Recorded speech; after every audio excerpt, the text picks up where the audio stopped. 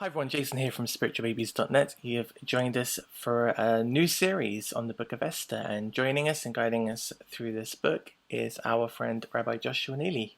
Welcome back. Well, it's good to be back. Can you give us like a brief rundown? Now, I know we actually did a program on Esther as a person before, so there'd be a link there. But why is the Book of Esther important to the kind of canon of Tanakh? Why was it included? So it has a lot of very important roles to play. I mean, first and foremost, it's very important for a historical perspective of what was the Jewish experience like in the diaspora, in this community of Persia. And this is the only record we have from that point of view. The rest of the Tanakh, apart from the book of Daniel, really focus on events that happen within the land of Israel or Egypt or right around that area. And this is the only one that we have in Persia. Daniel, of course, being set in Babylon. Mm. So historically, it's very fascinating. Sociologically, it's very fascinating because it shows what unusual circumstances the Jews who lived outside Israel were put into because of the diaspora. It's also very fascinating because it shows you that they had interesting positions, that it wasn't just servitude in the outside world, that we may not have been completely free or certainly not equal citizens in many cases, but we also weren't just slaves. So that ambiguity of our status comes through very clearly in the Book of Esther. Mm. And then spiritually, the Book of Esther is one of the most profound books in the entire Bible, which is a shame because it doesn't get a lot of press. And many people learn it as mostly a kid story, if they learn it at all. And they learn it as being, this sort of who done it, will she, won't she, almost, Hollywood movie sort of feeling to it. And what's actually being made very clear in the Book of Esther is that we are implementing what God has told us without a known prophet standing by, without a known command that's telling us exactly what we should do. But instead, we are placing our faith that God is not going to let us be extinguished if we act, and then trying to find the right way to act in those circumstances. And that then becomes the paradigm for how we as Jews live for the next 2,000 plus years, when we are very rarely in a place where we know exactly what we're supposed to do and often facing threats very similar to the story of Esther and having to grapple with the spirituality of that. And what we see in the Book of Esther is really that this is not meant as a punishment, but this is meant as a maturation, that the Jewish people are growing into their role of being Jewish people and don't need the hand-holding that we had before. Even though we may want it, and even though we may feel that we've been thrown into the deep end, we are proving that we're quite capable of surviving these situations if we have faith in God and faith in our own actions. Mm. Okay, I will encourage people to go and look at the video we did on Esther. It's not very long, but all of the other information you might be interested in, the whens and wheres, and some of the whys will be answered, so we don't have to go through that now. And I'm just going to jump into the beginning. I know that the king's name is going to give me issues, and I'm hoping that by the end of this, I'll have it nailed. Okay, so Esther Book 1, verse 1. It happened in the days of, and I want to say, Ahasuerus. That's very good. Oh, yeah, just going to take a minute. Okay. In those days, when King Ahasuerus occupied the royal throne in the fortress Shushan, in the 3rd year of his reign, he gave a banquet for all the officials and courtiers, the administration of Persia and Media, the nobles and the governors of the provinces in his service. So I had a little look on a map, and that's a huge area of space. I mean, even if you just said India, India's massive. Ethiopia's massive, but to say from India to Ethiopia and then to kind of bulk that out with Persia and Media as well, that's crazy town when it comes to. I mean, today we think Russia's quite big, but we've got telecommunication today and the internet and all these ways of kind of reining people in and giving instruction. What do we Well, I know? mean, it's a very accurate. Actually, let's back up a second because Mm, first of all, the Hodu and Kush, which is translated as India and Ethiopia in most translations, there is a debate in the Talmud of whether those are at the ends of his domain or whether those are actually next to each other. So there is something of a question of which it might be. Now, before people run off to say Kush, that it has to be Ethiopia because that's how it's translated in many other places. mm, We also know about the Hindu Kush, right, which mm, is in India. right. So the idea that Hodu and Kush are two parts of India that are up against the far extremes from the land of Israel is not totally unreasonable for it to be a hypothesis. The theory going that this is a statement that he reigned from one end of his from 100, he reigned over 127 provinces as though each of them were as close to each other as Hodu is to Kush. That's the interpretation if you read Hodu and Kush as being neighbors. But the more general explanation that is found in many other translations is that Hodu and Kush are at the far ends of his reign, and then they are translated as India and Ethiopia for that purpose. But if you compare this to the Mongol Empire, if you compare this to Alexander the Great's empire, Mm, it's not a ridiculous distance or size of domain. This section was conquered many times by many different people, and that gave them the ability to already be pre-plowed, if you will, for having an imperial oversight. Other thing to remember, ancient empires, not like what we think of modern governance. It wasn't that the emperor was constantly dictating the laws of each and every section. The local laws would often stand and be perfectly adequate unless they contradicted the high-end royal decrees, which is what we'll talk about a little bit later when we get to the whole debacle with Vashti and the punishment for women all over. But it wasn't that he was making rules for each and every province independently. mm. He would simply have demanded tribute from each of them. Good place to remind people that at this time, the kingdom of Judah was independent within the empire. That is to say, Judah had been reestablished, and Judah was able to begin its restoration, but it was still a vassal of the Persian Empire. And so they were allowed to do Jewish stuff and have Jewish law and all of that, as long as they still gave allegiance to the Persian emperor.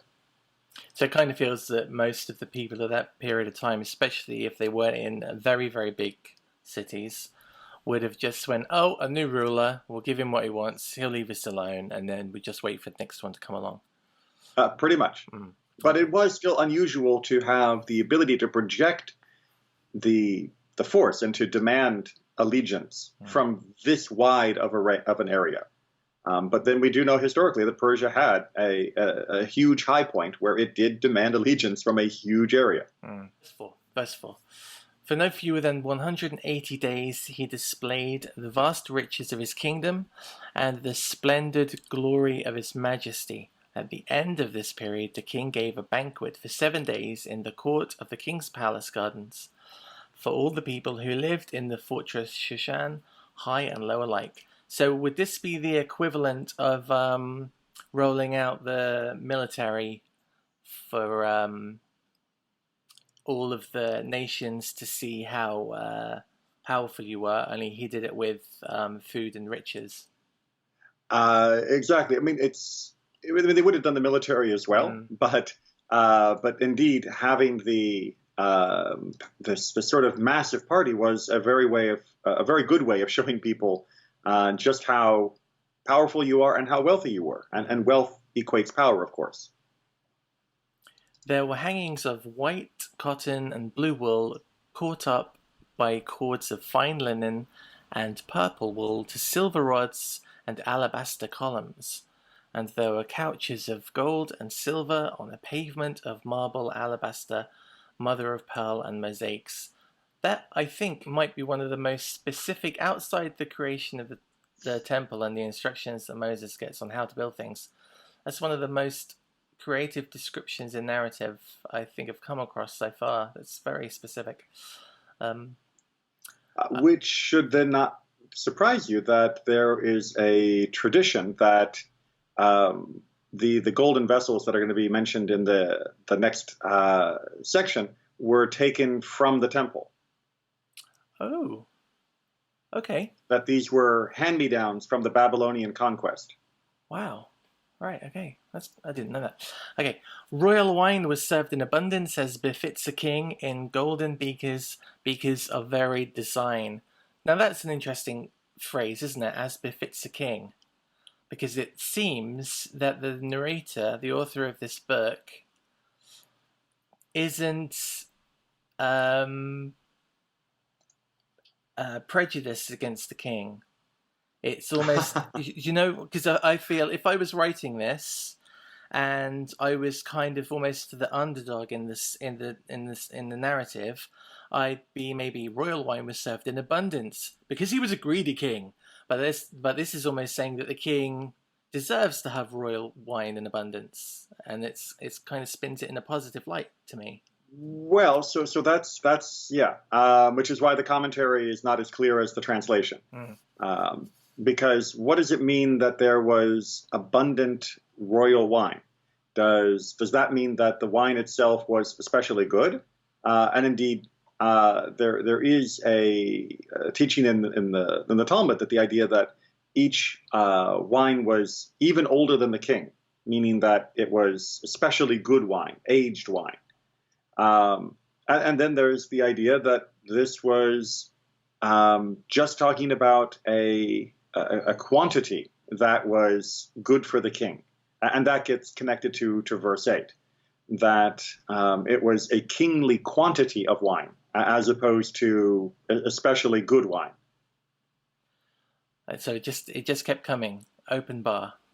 Well, which is what's going to be very explicit in verse 8. And the rule for the drinking was no restrictions, for the king had given orders to every palace steward to comply with each man's wishes. Ooh, that sounds like a heavy night. Okay. Well, again, so no restrictions. It's one way of putting it, but the term could also equally mean without coercion, meaning that it used to be that people were forced to drink a certain amount, right? That was, if you went to the king's banquet and he put a goblet of wine in front of you, you drank it. Okay. I don't care if you're a lightweight. I don't care if you're a heavyweight. You drink what the king gives you, and you're done. And the idea here is that for people that could drink as much as they wanted, he was footing the bill. And for people that didn't want a lot and therefore could actually celebrate with joy, they didn't have to drink more than they wanted. So it may have been both saying there was enough for everyone, but unlike other kingly activities, this one was being left to the discretion of the people. Wow, okay. Another point towards what seems to be just king. All right, okay. So we are on 9 now. Or one, by the way, that may just be trying to get over the favor of the people. As I believe we talked about in the Who Was Esther Really, there's good reason to believe that this party may have been a compensatory party after Xerxes' failed invasion of Greece. So he may have been trying to get back in the good graces of the nation, having just wasted a lot of blood and treasure trying to conquer Greece to no effect, by having a party of this magnitude. Saying you just called him Xerxes, and Xerxes, very briefly, although I can see a little bit at the end of the king's name here that might be kind of considered Xerxes. How did we get from Ahasuerus to Xerxes? Just give me a second, because I am not good on my Persian pronunciation off the top of my head. All right. So the idea that this would be Xerxes is, if you go into the Persian name for Xerxes, it is, and I apologize in advance for anybody who actually speaks Persian. This is the best I can do. I'm sure that was excellent. Yeah, Cheshire, which is a lot closer to Ahasuerus Mm. than it is to Xerxes. But that's the way Greek butchers the Persian, and certainly the Hebrew Aramaic is also maybe having a little fun trying to translate the Persian into their language. But you get rid of the X sounds that are in Greek that are a compensatory letter because they lack the same sounds that the Persian does. I should also point out that if you look through the list of Persian names for all of their kings that they have a list for, because they kept good records, there is none that comes even close to Ahasuerus except for Xerxes. Oh. And you have Kurus, which is Cyrus in Greek, Koresh in Hebrew. You have, and this one I'm really not sure how they pronounce the J in the transliteration that I've got, but it's Cambodia, which is Kambisha in Hebrew, and Cambyses in Greek. You have Daryava, which is Dayayavesh in Hebrew, and Darius in Greek. And then you have our good friend Cheshire. Excellent. And I should point out that in some Aramaic versions, that Ahasuerus, the from the beginning of the name of Ahasuerus, is not found in many other Aramaic versions, and it's not uncommon for the to be used as sort of a preface syllable. And so you would have something more like chash, just chash at the start, which is indeed the first two syllables of the Persian. So is it possible that the R is like a kind of pointing it out as a definite name, or? There are a number of things that just happen when you try to transliterate one language's name into your language, and we mutilate things. I mean, in Hebrew, my favorite example. Yeah. Oh yeah, I mean Hebrew all the time. How many times do you see in English spellings? You'll see J's that are pronounced like J's when there's not really good evidence that there was that kind of sound in ancient biblical Hebrew. Yeah. It was a yud almost always when it's transliterated into English as a J. And even in the English, I think the J only started to come into existence in the kind of late 1500s as a letter. So it's an interesting thing. Exactly. So that's. Sorry, just one more little aside. You're welcome to cut this out, but I thought it was very funny.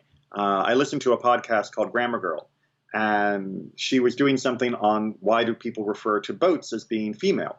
And she was talking about, this historical thing, that historical thing, and it was all very interesting. And then she said, and of course in the Bible, it doesn't refer to the ark, the only major boat that we see, except for the Book of Jonah, as being male or female. It just says it.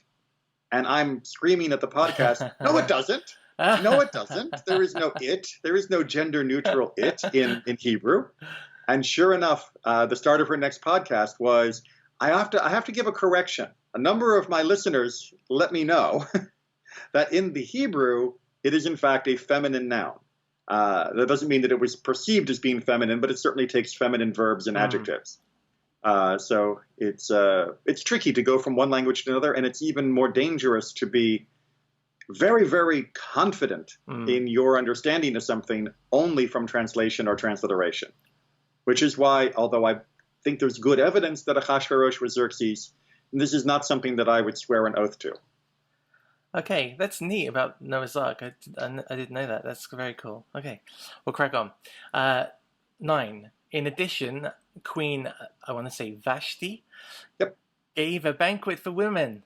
Look at that, a banquet for women. That's great. In the royal palace of King Ahasuerus. So what do we know about Queen Vashti so far? If we hadn't ever read any of this before, nothing. Absolutely nothing. Great, okay. I mean, obviously, there's many different midrashim about her, that she was the daughter of Nebuchadnezzar, the last king of Babylon, that we're going to see some different things that happen, and there are many midrashim about what kind of person she was. So we'll get there when we get there, but in the text itself, we hear nothing about her except for she was the queen. On the 7th day, when the king was merry with wine, he ordered... Oh, wow. Read along at home, everybody. Mehuman, Bizetta, Harbona, Bigtha, Ag- Abagtha, Zetha, and Carsus, and all of the other Avengers. The 7 eunuchs in attendance on King. Wow, see now my brain's just gone pickled. Ahashverosh. I'm gonna Right. nail this by No, the end. you're fine. By the way, I'll just say a little to make your life easier, because I find the Hebrew pronunciation easier than the English. Anytime you see a th, just say t, just make a t sound. Okay. It's a lot simpler and a lot closer to the Hebrew. So it's Bigta and Abagta and Bizetta. Okay, I'll try and keep that in mind. Thank you very much. No problem.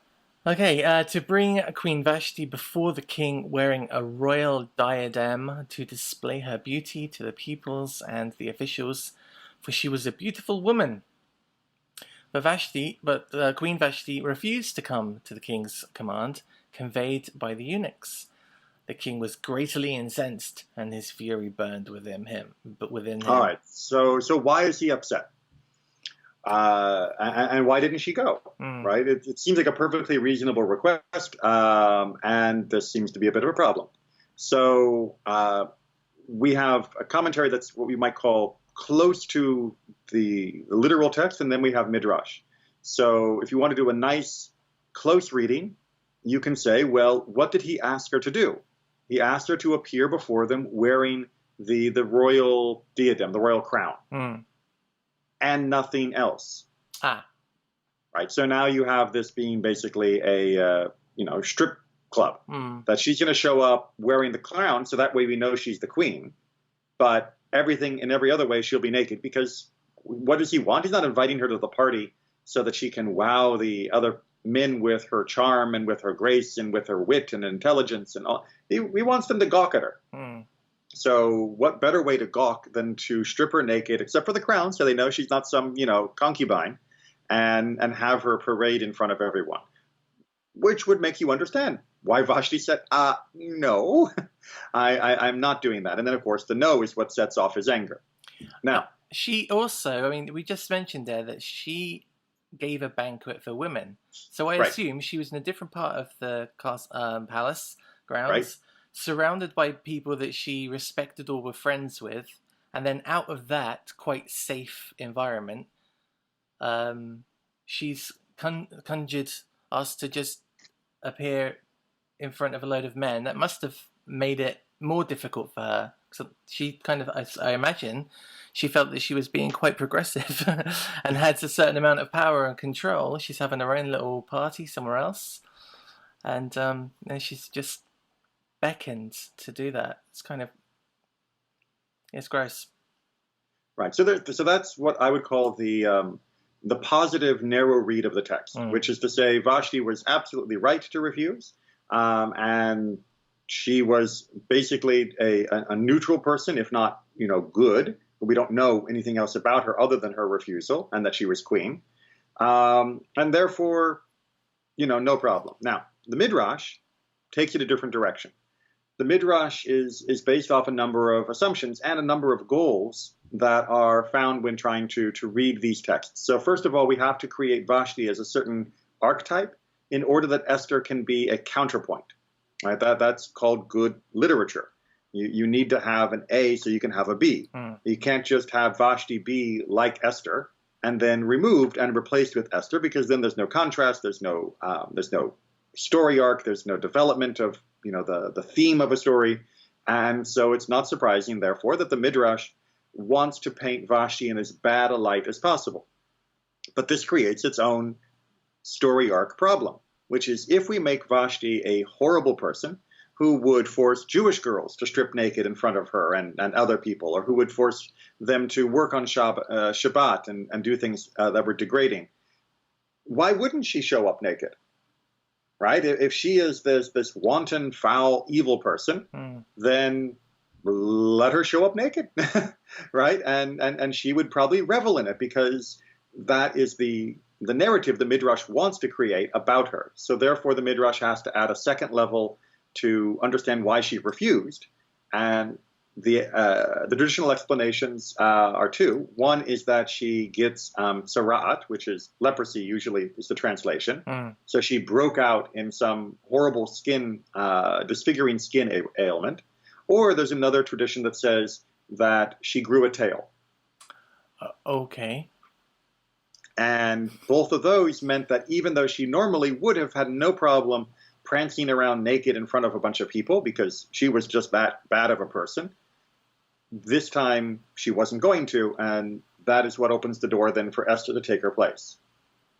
Now, as we've talked about before, whenever we read midrashim like these that don't always have very, very strong textual links, we have to sometimes look for the strong thematic links and realize the rabbis were not always teaching midrashim to help us cast the movie and stage the scene, but were helping us to learn the appropriate lessons that they wanted us to have of the overall feel for a text.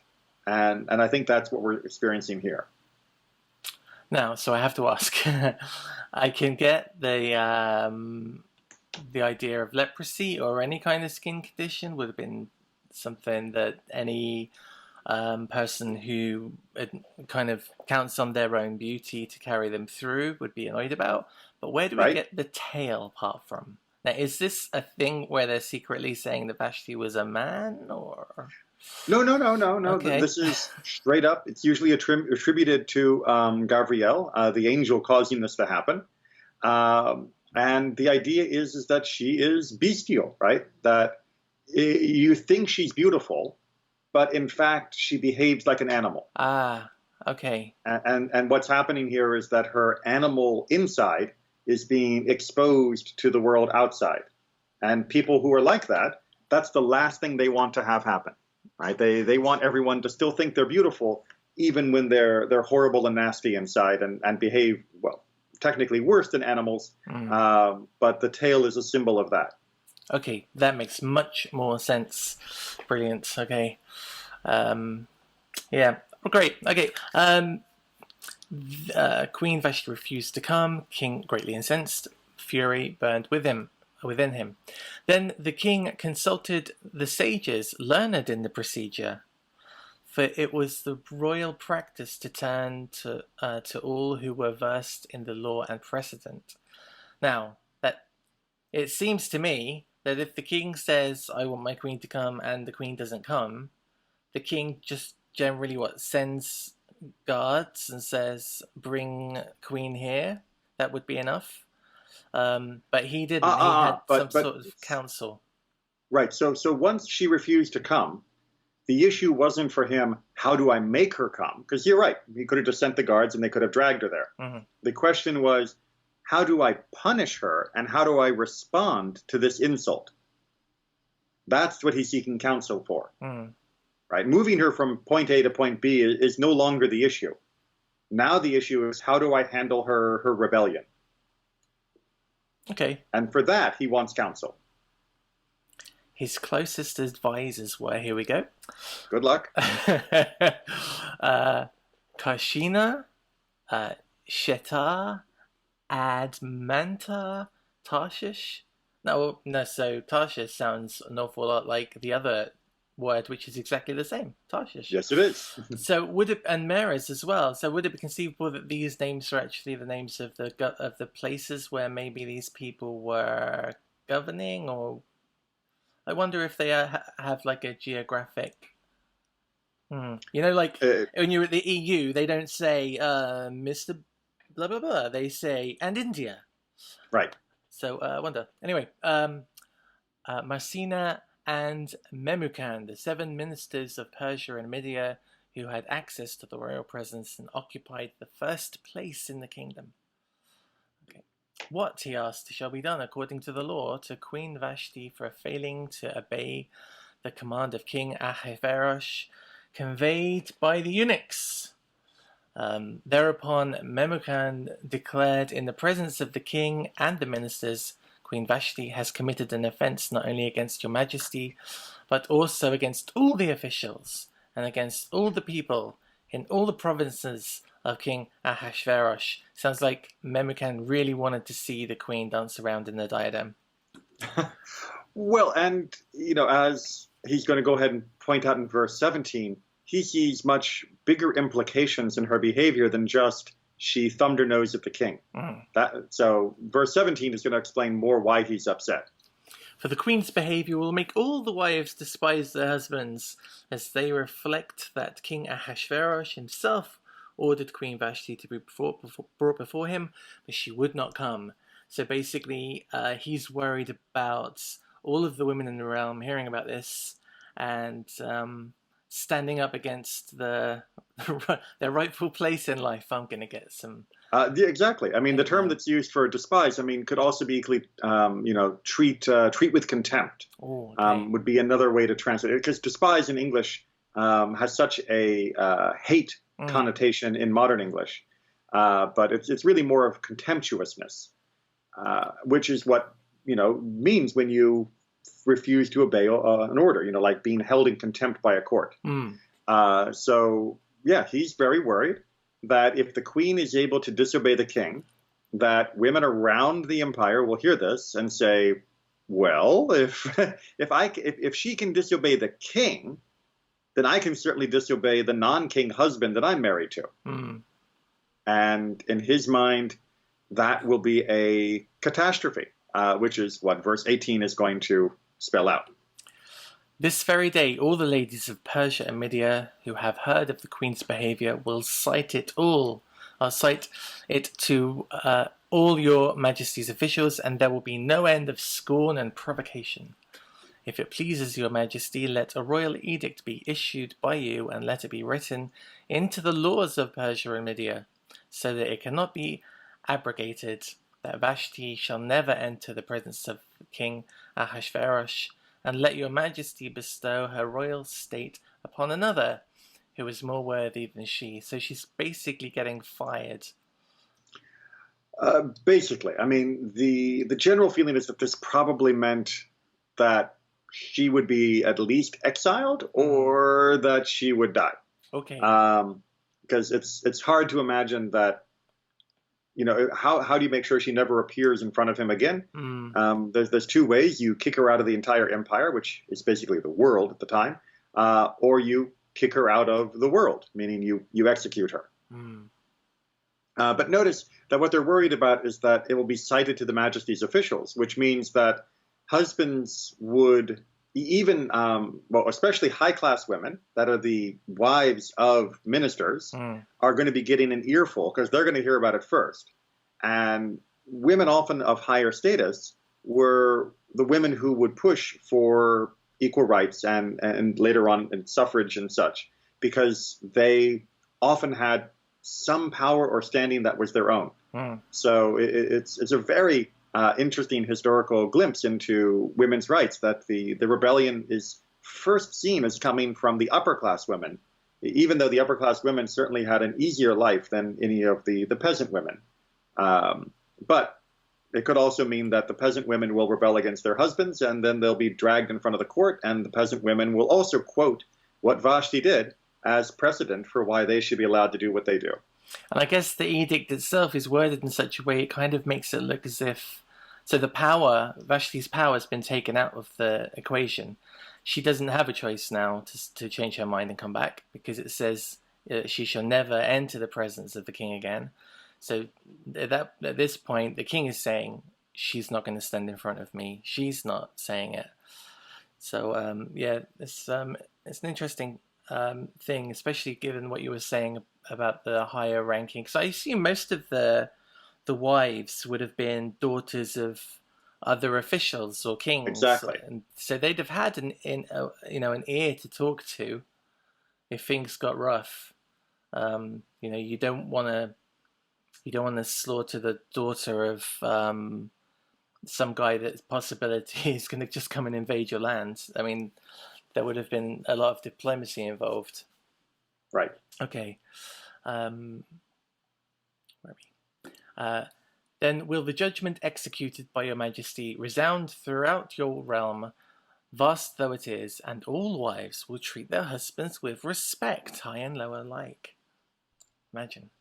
The proposal was approved by the king and the ministers, and the king did as Memucan proposed. dispatches were sent to all the provinces of the king, to every province in its own script, and to every nation in its own language, that every man should wield authority, or wield actually is better, wield authority in his home and speak the language of his own people. All right, so very interesting little tagline at the end there Mm. of speaking the language of his own people. You might just think this is, oh, wonderful diversity. You know, they're able to speak the language of whatever nation they're in, and the laws of the emperor should be accessible to everyone rather than having a national language, blah, blah, blah, blah, blah. Or you can read this as does the tradition as saying, no, this means that a man can compel his wife to give up her native tongue. Oh. That he wields authority in his home, and he can demand to speak the language of his people, regardless of whether his wife came from a different nation. So does that kind of also infer rights and practices? So she's like he'd be, well, that might be how you talk to men where you come from. Exactly. Wow. But this is the way we do it here. Yeah. Now, before we move on to chapter 2, I do have to point out one other tradition, which is to say that Memucan, who is getting such a lot of screen time here in these verses, is believed to also be Haman, to be Haman. Ooh, okay. The idea being that this was like one of his other names, and of course we're going to find out that Esther has more than one name. So the idea that Haman would have more than one name makes sense. Secondly, because he seems to be the king's primary advisor who rises to power after this episode. And so the idea that he would have been elevated because he handled this so well, as the king seems to approve of it. The other point that is brought is that why do they add in the phrase velo ya'avor, that this can never be moved, that this law can never be revoked? And the idea is that this is a power play, that if you temporarily chastise Vashti, when she comes back into power, then the guy who advised against her is now going to be subject to her reprisals and vengeance. And where do we see that somebody should have been very, very worried about vengeance from another person? Well, Haman. Right? Who does Haman ultimately get brought down by? A queen. So as far as literature style goes, it is a brilliant midrash because it ties together the entire thing, that the guy who helped bring down a queen, is in turn brought down by a different queen that wouldn't have been there had he not removed the first queen. That's very good. Right, so it's a total hoisting on your own petard. Okay, and I think, we're going to call it a day there. We'll crack on with chapter 2 next time. Great. Thank you guys for listening at home. Thank you, Rabbi Neely, for giving us your time. Always a pleasure. If you guys at home have any questions about this, leave them in the comment section and we'll deal with them in a future show. I hope you enjoyed it, and we'll see you all again very soon.